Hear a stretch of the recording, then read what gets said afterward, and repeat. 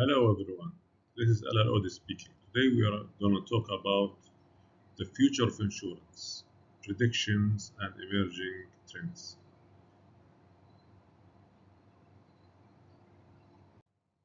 A brief introduction about myself. I have more than 20 years of experience as an insurance regulator and supervisor. I worked in Jordan and GCC. I have an MBA, currently pursuing a DBA. I have many insurance certificates and diplomas. My interest is in new trends that are shifting the future of insurance and business in general. I have interest in digital transformation, big data, ESG, fintechs. I hope that this presentation will be enjoyable for everyone who attends or see it. Let's start. Insurance industry has been stable for long periods. The innovation like pattern that has faced this industry has been very steady, not too much changes. However, the new trends, the new innovation, the new technologies has helped to redesign, reshape the industry. What we'll try to achieve here is that we try to predict the five main shifts that will happen in the insurance. And we will try to lay out the threats or risks and opportunities that insurers have to adapt in the coming years in order to capture these opportunities or mitigate these risks. The first trend that is happening is the rise of personalization in insurance and the usage-based insurance products. Historically, insurance was a one-size-fits-all industry. Insurance policies were standardized to a very large extent. However, now, due to the rise of Internet of Things, the rise of big data, the rise of artificial intelligence, insurers can customize their offering according to the needs of their clients. There's big room to make profit here. There's big room to serve the customer here. There's a big room to raise the customer satisfaction, loyalty, and to raise the insurance company's brand equity. If they can capture this opportunity and capture the trend and adapt to this new trend. Another important thing is usage-based insurance. Usage-based insurance is when you link the insurance underwriting with the habits of the client. For example, if you can use, there is a usage-based car insurance, which you can install instruments that is related to capturing the behavior of the insured, how they drive, the level of the speed, their driving habits, etc. You can capture this data and after, of course, getting the consent of your client, and after that, you can customize the underwriting according to this to their client behavior. In case the client is more cautious and drive safely and drive less distance and drive his driving habits is more safe, you can reward them. Comparing to clients that are higher in their behavior, higher in risk behavior, like those who drive the long distance, tend to speed, etc. Another type of usage-based insurance is capturing the health information, health habits. How sporty is the person? How healthy are they? And in order to underwrite better individual medical insurance. So these are the two examples for usage-based insurance. That, and I'm sure in the future that there will be more, uh, more room for innovation, for customization for insurance products. The second big trend that is happening is the embracing of digital transformation and insurtech. Many insurtech companies, and what we mean by insurtech is that a company that is based on technology that tends to offer or what gives insurance offerings. So it's a merger of two words: insurance and technology. So insurance technology. They tend to offer insurance product by facilitating digital platforms. A second issue is also digital platforms. Digital platforms tend to help to provide a seamless or easy experience in purchasing. So insurance companies can adopt digital platforms to sell their insurance products, like insurance aggregators. This is one example. Or they can also sell using their own website, their own application. Artificial intelligence also is a very important issue, a very important technology that helps to facilitate underwriting, as we said earlier. It helps to serve clients better. And automation in internal automation within the company. This is, for example, chatbots.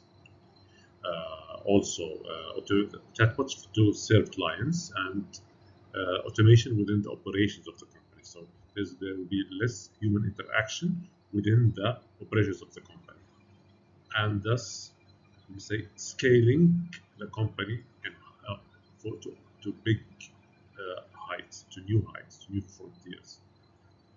This shift in digitalization is very important. Companies who will take the trend, who will adapt the trend, who will move ahead of the curve, will, let me say, make big profits, will be successful, will serve clients better, will have stronger brand equity comparing to other companies that will lag behind. Another important aspect is ESG and natural disaster, of course. ESG stands for environmental, social, and governance. By environmental, we mean that how the company interacts with nature, how company promotes more environmental sustainable actions, how they measure their carbon footprint, how they can help to maintain green insurance or offer green insurance products, maintain better environment. Social is that how they act in a fair way towards their employees, their stakeholders, their clients, and their local environment, the social responsibility that they have, how they help local communities. The governance is that how the company is well managed, how is the board acts, how diversified is the board, how controls are established in the company to ensure that it is run properly. So these factors are very important, not just for the social part, the society, the environment, but also for the company itself. It can help companies to attract better capital. It can help companies to have a higher standard, higher image in the eyes of their clients and customers. It will help companies to maintain higher profitability in the future, stronger brand.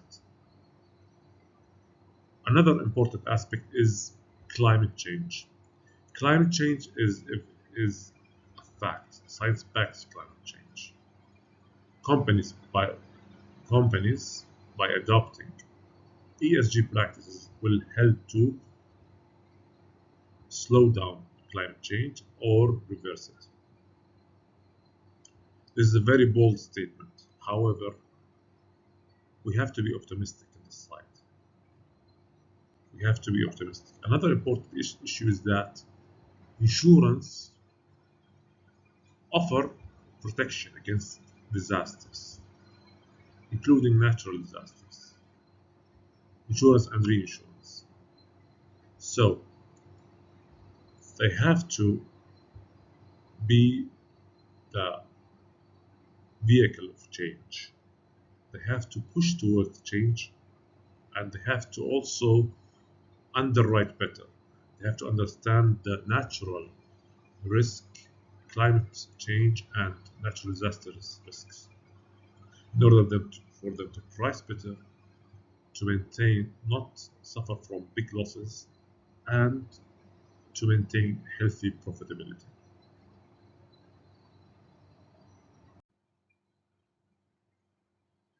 Cyber risk is very important in these days. Digital transformation, digitalization, the digitization of everything led for a room for bigger effect of cyber risk. So ransomware, viruses, hackers, these types of risk is now inevitable. We have to face it. But this also opens an opportunity. It opens an opportunity for offering cyber risk insurance for companies. So there's a new type of product that is attractive for insurers to sell. Also, by adopting this insurance type, or selling this insurance type, insurers can help and guide other companies in maintaining better cybersecurity practices. Thus, it will be a win-win situation for everyone, for companies, for insurance companies, and hopefully not for hackers and crackers and those guys. The final trend is embedded insurance. What is embedded insurance? It's insurance that is not sold separately. It's part of another product. So you can bundle set of products and services with insurance, and this is called embedded insurance. Like for example, if you buy a ticket, an airplane ticket or a flight ticket, you can automatically buy insurance with it.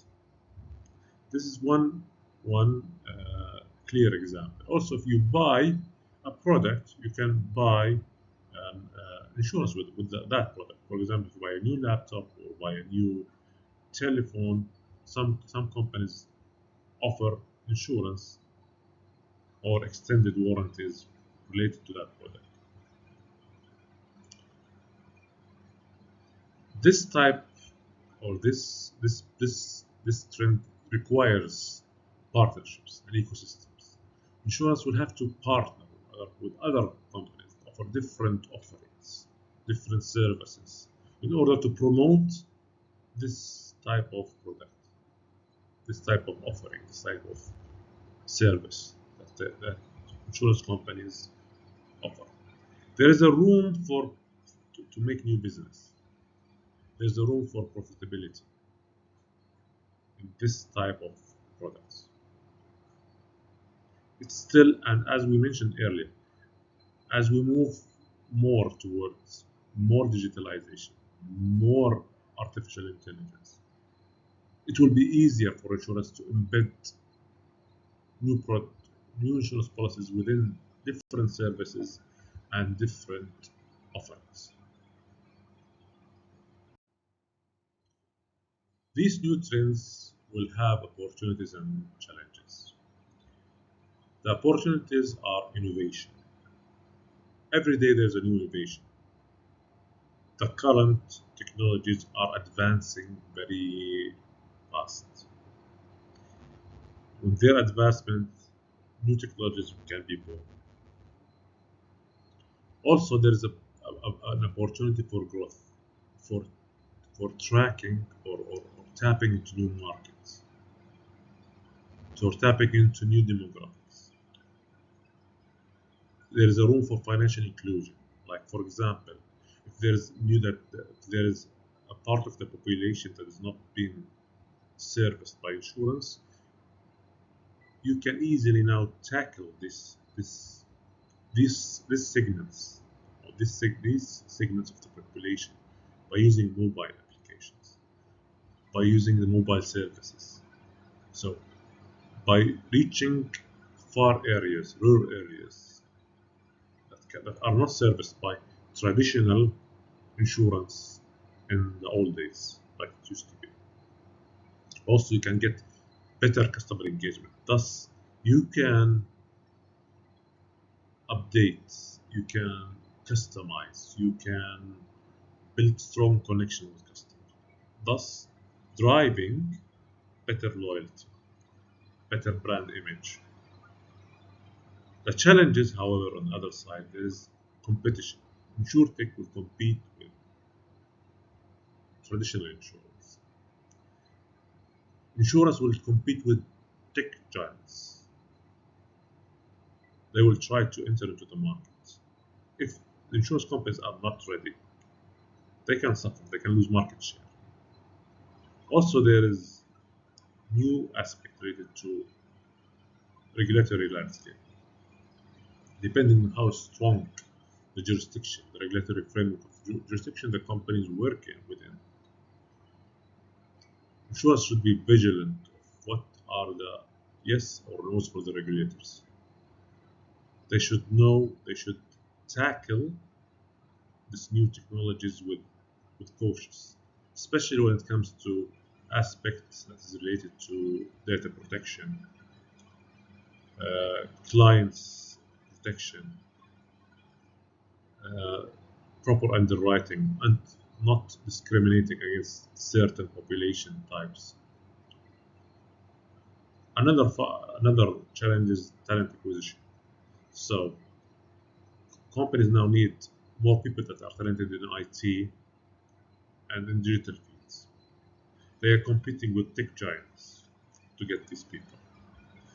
There's secrecy. There is scarcity in these resources that companies need to address. So this is a very important challenge: how you can get the right resources to your company.